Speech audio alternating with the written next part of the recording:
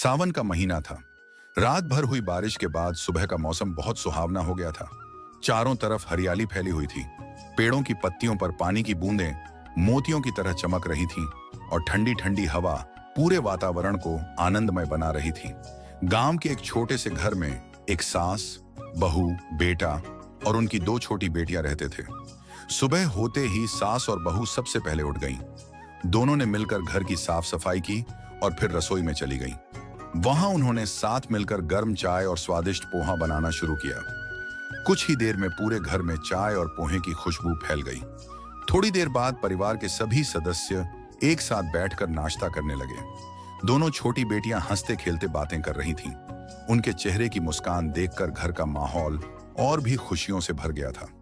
नाश्ता समाप्त होने के बाद सभी अपने अपने काम में लग गए। सास और बहू घर के बाहर बैठकर कपड़े और बर्तन धोने लगी। उधर बेटा गायों और बकरियों के लिए चारा तैयार करने लगा।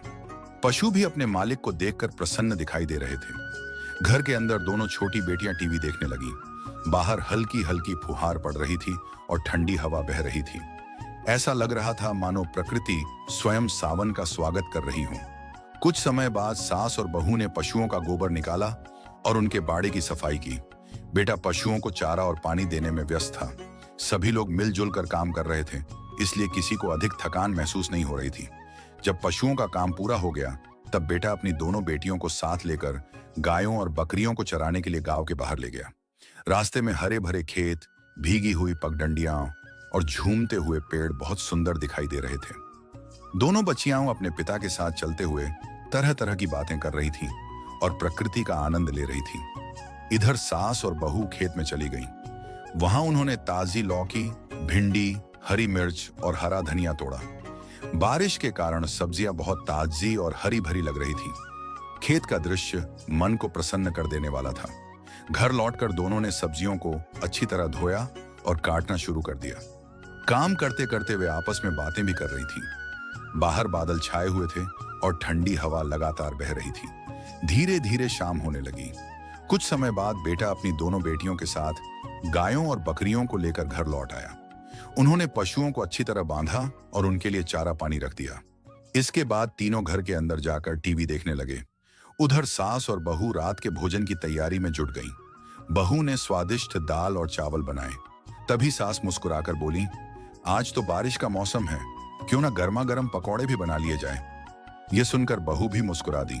उसने प्याज, आलू और हरी मिर्च बारीक काटकर बेसन में मिलाए और पकौड़ों का घोल तैयार कर लिया। थोड़ी ही देर में कड़ाही में गर्मा गर्म पकौड़े तले जाने लगे। पूरे घर में उनकी खुशबू फैल गई। जब भोजन पूरी तरह तैयार हो गया, तब परिवार के सभी सदस्य एक साथ बैठ गए। बाहर तेज बारिश हो रही थी। छत पर गिरती बारिश की बूंदों की मधुर आवाज वातावरण को और भी मनमोहक बना रही थी। टीवी पर सभी का पसंदीदा कार्यक्रम चल रहा था। सब लोग टीवी देखते हुए दाल चावल और गर्मा गर्म पकौड़ों का आनंद लेने लगे। दोनों छोटी बेटियां बड़े चाव से पकौड़े खा रही थीं। उन्हें खुश देखकर सास के चेहरे पर संतोष भरी मुस्कान आ गई। बेटा भी दिन भर की मेहनत के बाद आराम से भोजन कर रहा था। धीरे धीरे रात गहराने लगी। बारिश अब भी रुक रुक कर हो रही थी। भोजन के बाद सभी लोग कुछ देर तक साथ बैठकर बातें करते रहे। फिर सबने भगवान का धन्यवाद किया कि उनका परिवार खुशहाल है और सभी स्वस्थ हैं। इसके बाद सभी अपने अपने बिस्तर पर सोने चले गए। बाहर बारिश की बूंदें टप टप गिर रही थीं और अंदर पूरा परिवार सुकून भरी नींद में खो गया। सीख: परिवार में प्रेम, सहयोग और मिलजुल कर काम करने से हर दिन खुशियों से भर जाता है। चाहे सावन की बारिश हो या जीवन की कोई भी परिस्थिति, एकजुट परिवार हमेशा सुखी और खुशहाल रहता है।